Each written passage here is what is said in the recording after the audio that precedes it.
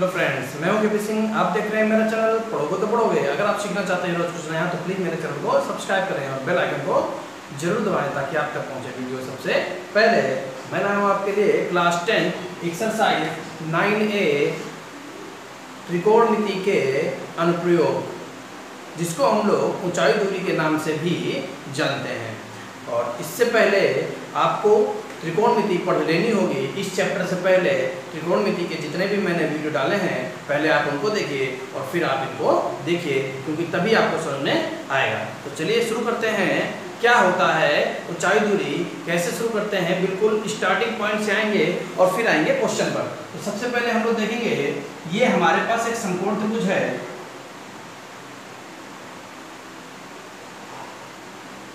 और इस समकोण त्रिभुज में ये A लिख दिया, ये B लिख दिया, ये C लिख दिया, और ये जो B है ये है समकोण 90 डिग्री। जो कोण B है ये क्या है, ये 90 डिग्री है। कोण B समकोण है, ठीक है। और हमको मालूम है 90 के सामने हमेशा क्या होता है, 90 के सामने हमेशा कर्ण होता है। 90 के सामने हमेशा कर्ण होता है, ठीक है ना। जो नीचे की भुजा होती है उसको अधिकतर हम लोग आधार मानते हैं, और इस भुजा को हम लोग क्या मानते हैं, लंब मानते हैं, ठीक है ना। और यहाँ पर हम लोगों को पाइथागोरस प्रमेय बिल्कुल अच्छी तरीके से याद होनी चाहिए। कर्ण का वर्ग बराबर लंब का वर्ग प्लस आधार का वर्ग, ठीक है ना। या आधार का वर्ग बराबर कर्ण का वर्ग माइनस लंब का वर्ग, या लंब का वर्ग बराबर कर्ण का वर्ग माइनस आधार का वर्ग। तो इस बात को हम लोग याद रखेंगे, पाइथागोरस प्रमेय को। अब हम लोगों को यहाँ पर काम आएगा कि जैसे अगर हमें कोई बिंदु दे रखा है, जैसे हमसे कहेगा मीनार है, मकान है, तो मीनार और मकान में हम लोगों को मालूम है मीनार सदैव ऊंची होती है, मकान नीचा होता है। पहाड़ है, मीनार है, तो पहाड़ ऊंचे होंगे और मीनार छोटी होगी। तो इन बातों का हमें विशेष ध्यान रखना होता है, ठीक है ना। तो ऐसे बातों को हम लोग अपने मन में रखेंगे और वैसे ही डायग्राम बनाएंगे। अगर हमने एक बार चित्र बना लिया तो हमें कोई भी दिक्कत होने वाली नहीं है। क्वेश्चन दो तरीके के होंगे। पहला क्वेश्चन होता है सिंगल त्रिभुज का, यानी केवल एक त्रिभुज दिया गया होगा और उससे आपको भुजा या कोई भी चीज़ हमसे या कोण पूछ सकता है। दूसरा टाइप आएगा कि हमसे दो त्रिभुजों की बात करेगा, उसमें दो त्रिभुज बन रहे होंगे और फिर हमसे भुजा या आधार या हमसे कुछ भी पूछ सकता है, ठीक है ना। तो हम लोग जल्दी से स्टार्ट करते हैं क्वेश्चन नंबर 1 से, जो छोटे छोटे क्वेश्चन हैं उनसे। तो क्या कह रहा है क्वेश्चन नंबर 1 में,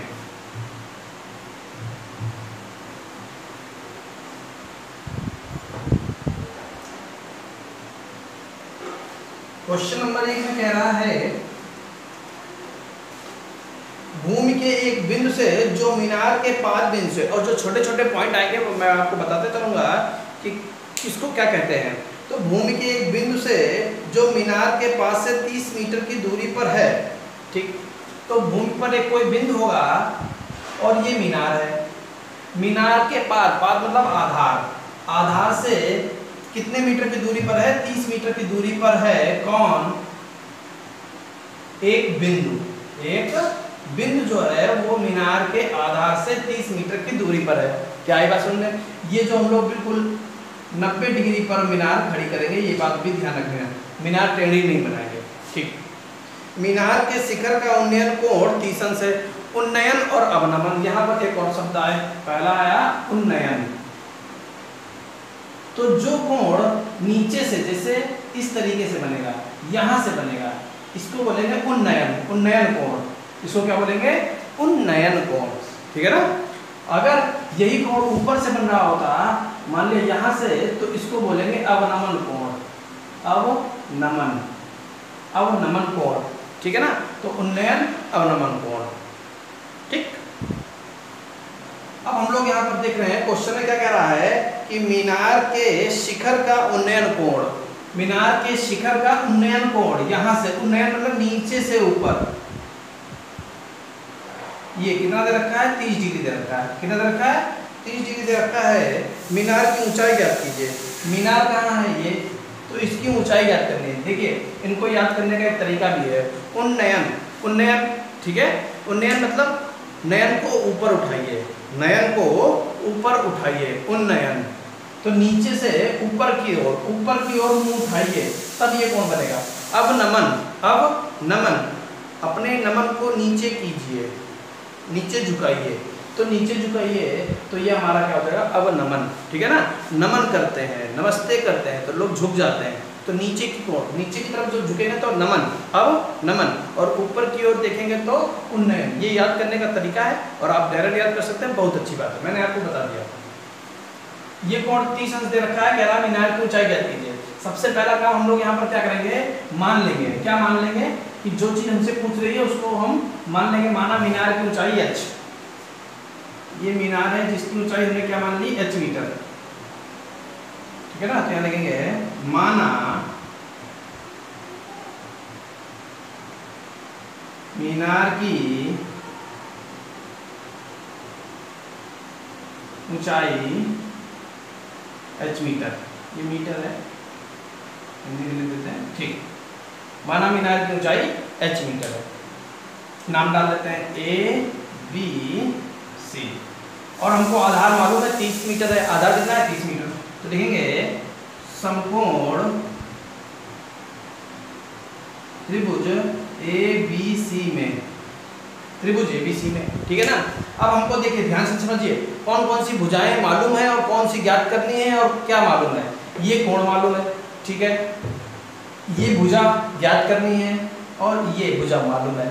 तो इन तीनों में कोई भी संबंध हम लगा सकते हैं। तो त्रिकोणमिति हम लोग पढ़कर आए हैं। त्रिकोणमिति में हमें मालूम है जिस कोण की बात करते हैं उसके सामने लंब होता है, शेष भुजा आधार होती है, 90 के सामने हमेशा कर्ण होता है। ठीक है ना, तो हमको मालूम है लंब, आधार और कोण।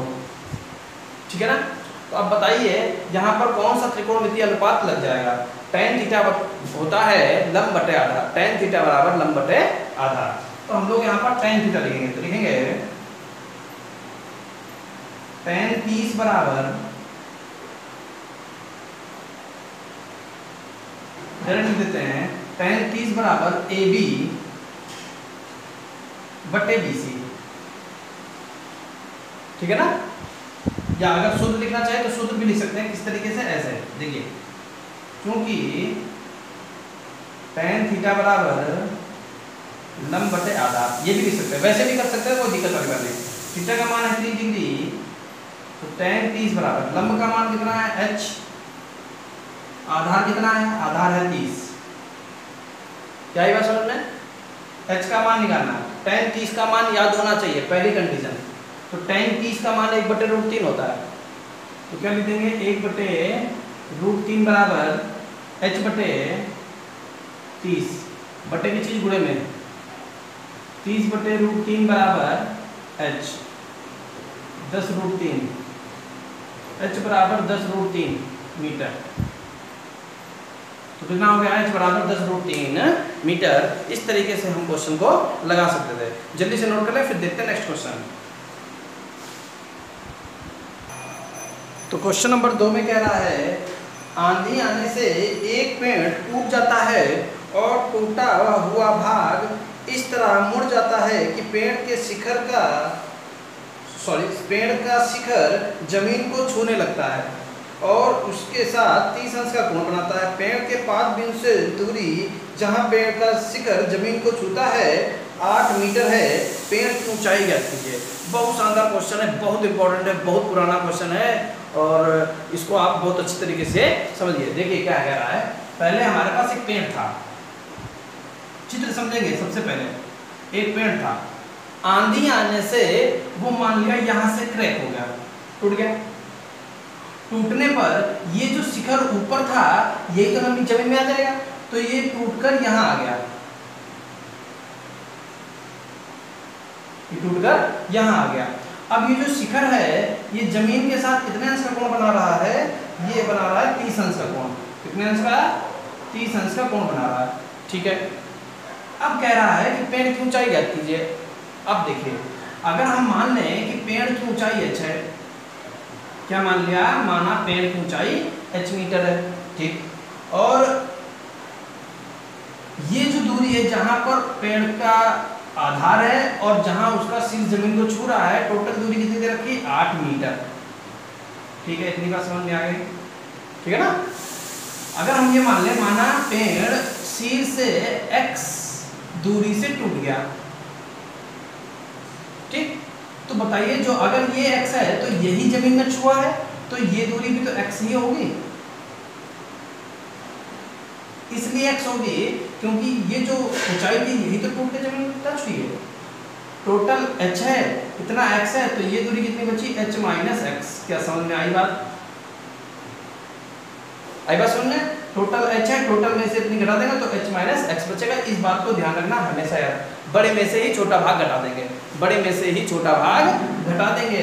तो अब हमें क्या करना है, हमको पेड़ की ऊंचाई ज्ञात करनी है। तो सबसे पहले हमने जो जो यहाँ पर माना है उसको भाषा में लिखेंगे, ठीक है ना, और फिर इसको हम लोग हल करेंगे। यहाँ पर दो वैल्यू हमने मान ली है, एक x है एक h है, तो दोनों की वैल्यू हमें निकालने के लिए दो समीकरण की जरूरत पड़ेगी। तो वो तो बात की बात है, पहले हम यहाँ लिख लेते हैं। माना पेड़ की ऊंचाई h मीटर तथा शीर्ष से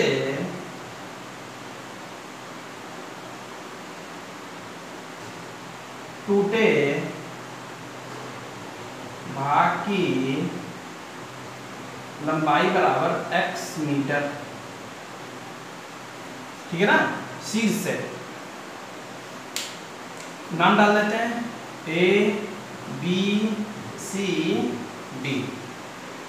अब हमारे पास यहाँ पर त्रिभुज है BCD, समकोण त्रिभुज BCD में, ये समकोण रहेगा हमेशा क्योंकि पेड़ लंबवत खड़ा है। तो लिखेंगे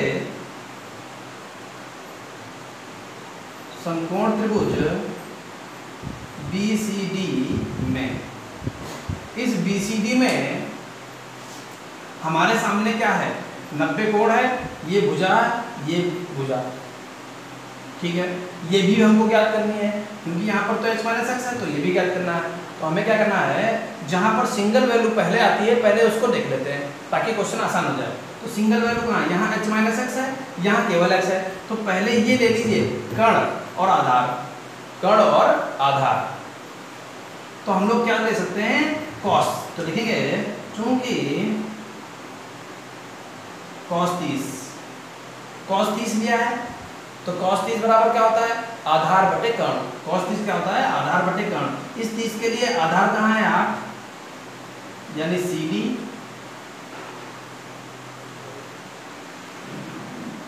और BD। तो cos 30 का मान, ये बात आपको याद होनी चाहिए, cos 30 का मान कितना होता है 1/2 बराबर √3/2। तो cos 30 का मान √3/2, तो CD की वैल्यू कितनी है, CD की वैल्यू है 8 और BD की वैल्यू कितनी है x। इसकी इधर गुणा हो जाएगी, ये इधर जाएगा ये इधर जाएगा, यानी कैंसिल हो जाएगी। तो यहाँ लिख देते हैं, तो x बराबर 8 × 2/√3, तो x बराबर 16/√3। ये x की वैल्यू आ गई, ये क्या की वैल्यू आ गई, x की वैल्यू आ गई। अब हमको क्या चाहिए, हमको दूसरा त्रिभुज चाहिए, सॉरी वही इसी त्रिभुज में दूसरी वैल्यू चाहिए। तो दूसरी वैल्यू कहाँ है, ये रही h। तो अब हम लोग क्या लेंगे, इसके सामने ये क्या है, ये लंब है और ये आधार है, तो लंब बटे आधार ले लेंगे। क्या ले लेंगे, लंब बटे आधार tan होता है, क्या होता है, तो लिखेंगे चूंकि tan 30 बराबर लंब, लंब कितना है BC, आधार कितना है CD। tan 30 का मान कितना होता है √3, 1/√3 और BC की वैल्यू कितनी है, BC की वैल्यू है h माइनस एक्स और CD की वैल्यू कितनी है 8। इसको लिख देंगे 8/√3 बराबर h माइनस एक्स, ठीक है। x की वैल्यू पहले से निकाल के रखिए, वो यहाँ रख देंगे। तो 8/√3 बराबर h माइनस 16/√3, इसको इधर उठा लेंगे। 8/√3 प्लस 16/√3 बराबर h, 24/√3 बराबर h। अब देखिए ये वैल्यू मैंने पिछले क्वेश्चन में काट दिया था, लेकिन मुझे आपको सिखाना है यहाँ पर।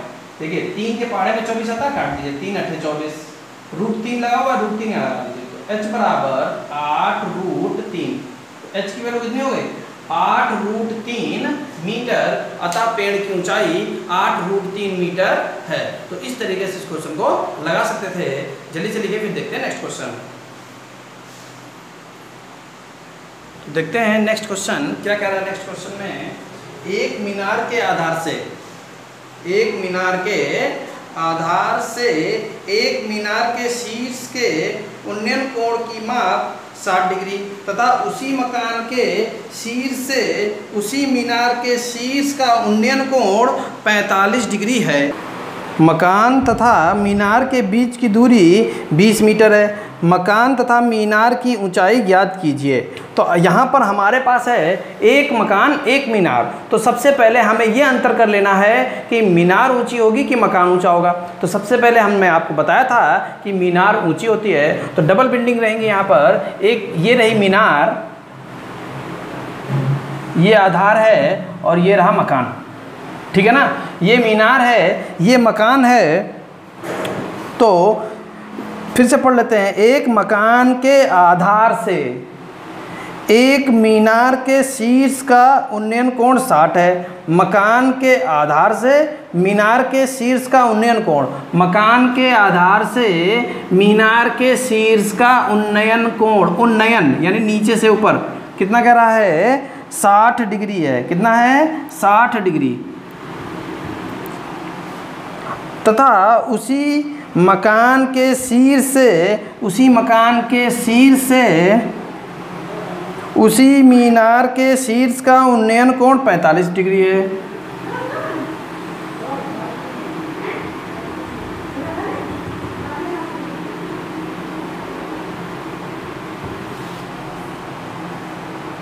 कितना है उन्नयन कोण 45 डिग्री है। मकान तथा मीनार के बीच की दूरी 20 मीटर है। मकान तथा मीनार के बीच की दूरी 20 मीटर है। देखिए बहुत आराम से समझिए, अगर एक भी पॉइंट छूट गया तो क्वेश्चन गलत हो जाएगा, बिल्कुल बनेगा नहीं चित्र, और चित्र नहीं बना क्वेश्चन आप लगा नहीं पाएंगे। मकान तथा मीनार की ऊंचाई ज्ञात कीजिए, यानी मकान की भी ऊंचाई ज्ञात करनी है और मीनार की भी ऊंचाई ज्ञात करनी है। माना मीनार की ऊंचाई h तथा मकान की ऊंचाई x है। अगर ये 20 मीटर है तो ये कितना होगा, ये भी 20 मीटर होगा। आई बात समझ में? ये 20 मीटर है तो ये भी 20 मीटर होगा, ठीक। अब हमको मालूम है कि अगर ये x है तो इतना भी x होगा, ये दूरी भी तो x होगी, सामने भुजा है, ठीक। टोटल h है, इतनी x है तो ये दूरी कितनी हो जाएगी h माइनस एक्स। यहाँ लिख देते हैं h माइनस एक्स। क्या ये भी बात समझ में आ गई होगी आपको? आई बात समझ में? टोटल h है, इतनी x है तो ये कितनी हो जाएगी h माइनस एक्स। अब हमारे पास त्रिभुज है। त्रिभुज कौन सा है, नाम लिख देते हैं A B C D और इसको दे देते हैं नाम E। अब यहाँ पर हमको समकोण त्रिभुज लेने हैं, कोई दूसरा त्रिभुज नहीं ले सकते हैं। और हम लोग यहाँ पर एक चीज़ सीखेंगे, जो मैं बता रहा हूँ उसको ध्यान से सुनिएगा। हमेशा पहले त्रिभुज वो लेंगे जहाँ सिंगल वैल्यू होगी, याद रखिए इस बात को। हमेशा उस त्रिभुज को लेंगे जहाँ सिंगल वैल्यू होगी, और फिर हम लोग उस त्रिभुज को लेंगे जहाँ डबल वैल्यू होगी। डबल वैल्यू यानी h माइनस एक्स, ये डबल वैल्यू हो गई, या h प्लस एक्स, ये डबल वैल्यू हो गई। केवल h हो या केवल x हो तो वो सिंगल वैल्यू कहलाएगी, ठीक। दूसरी बात, ये एक बात ये हो गई। दूसरी बात मैं बताने जा रहा हूँ कि अगर हमको h की वैल्यू चाहिए तो पहले हम x निकाल लेंगे, अगर हमें x की वैल्यू चाहिए तो पहले हम h निकाल लेंगे। जो भी वैल्यू हमको चाहिए होगी उससे पहले हम दूसरे चर की वैल्यू निकाल लेंगे। लेकिन अगर हमको दोनों चाहिए तो हम कोई भी निकाल सकते हैं, ठीक है ना। तो हम सबसे पहले यहाँ पर मान लेंगे, माना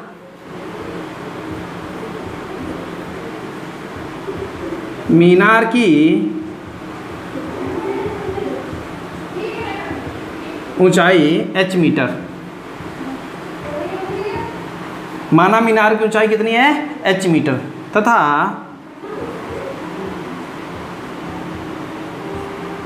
मकान की ऊंचाई x मीटर।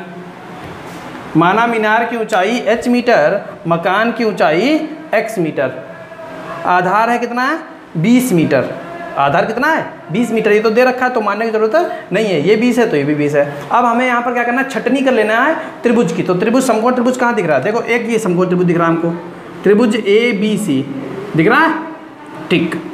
और इसमें हमारे पास क्या सिंगल वैल्यू है, ये है वैल्यू 20, ये कोण है 60, और ये पूरी वैल्यू जो है, जो त्रिभुज है उसमें ये h सिंगल है, ध्यान से देखिए h सिंगल है, ठीक। एक त्रिभुज ये मिल गया। दूसरा त्रिभुज देखते हैं, दूसरा समकोण त्रिभुज कहाँ है, ये AED मिला, इसमें ये 45 है, ये 20 है, और ये वैल्यू कितनी है, इतनी h माइनस एक्स, ये डबल वैल्यू है। तो पहले बड़ा त्रिभुज लेंगे, पहले कौन सा लेंगे, बड़ा त्रिभुज। तो त्रिभुज ABC में, किसमें, त्रिभुज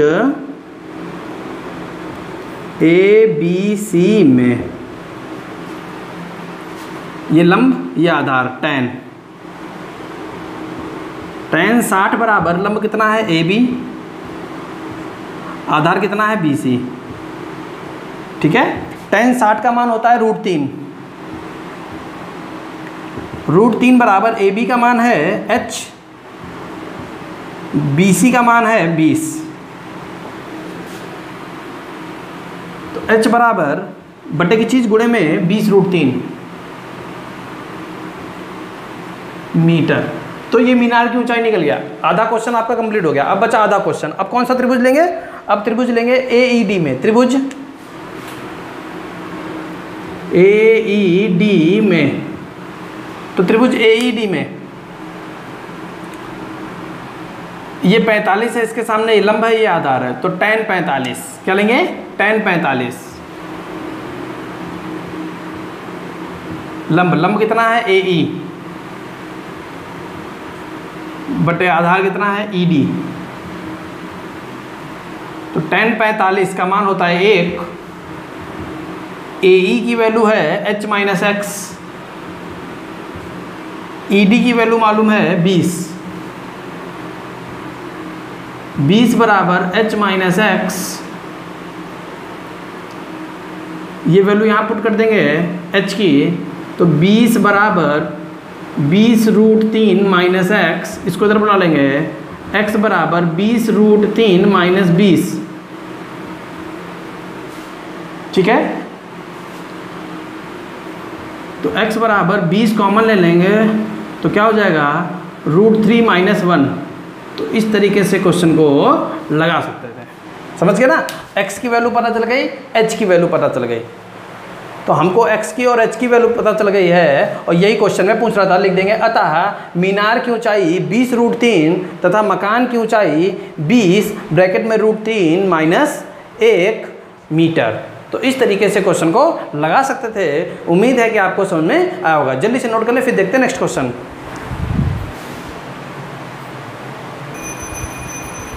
चौथा क्वेश्चन है, जिस समय सूर्य का उन्नयन कोण 30 डिग्री था, एक स्तंभ की परछाई 20 मीटर मापी गई। स्तंभ की ऊंचाई ज्ञात कीजिए। बड़ा आसान क्वेश्चन है। तो क्या कह रहा है, जिस समय सूर्य का उन्नयन कोण 30 डिग्री था, एक स्तंभ की परछाई, तो एक स्तंभ बना लीजिए पहले, एक स्तंभ की परछाई 20 मीटर मापी गई, तो इसकी ये परछाई बन गई। ये कितनी मापी गई, 20 मीटर, ठीक। और सूर्य का उन्नयन कोण कितना था, 30 डिग्री। तो अब बताइए, जैसे सूर्य अगर यहाँ पर है तो उसकी किरणें ऐसे तो जाएंगी, ऐसे टच करते हुए जाएंगे, तभी यहाँ पर हमारी इसकी परछाई बनेगी। तो ये जो कोण है, यहाँ से उन्नयन कोण सूर्य का देखेंगे तो कितना मिलेगा, 30 डिग्री।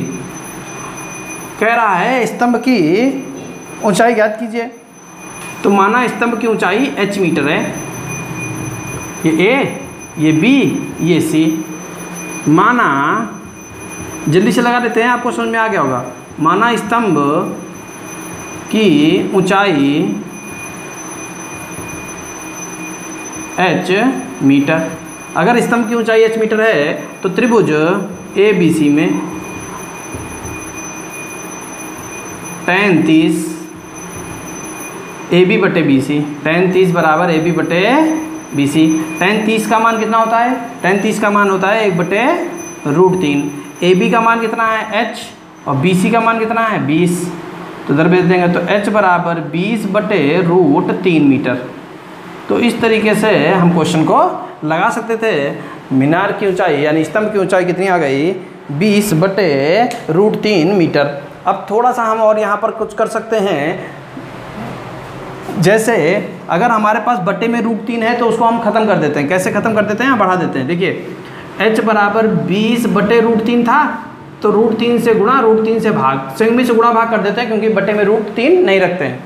ठीक, तो h बराबर ऊपर गुणा हो जाएगा 20√3/3, तो ये हमारा आंसर आ जाएगा फाइनल। ये भी हमारा सही था, लेकिन ये हमारा सबसे बेस्ट आंसर है, क्योंकि एक परंपरा है, एक नियम है कि बटे में हम लोग रूट की संख्या नहीं रखते हैं, इसलिए हम लोग वहाँ से रूट खत्म कर लेते हैं संयुग्मी से गुणा भाग करके।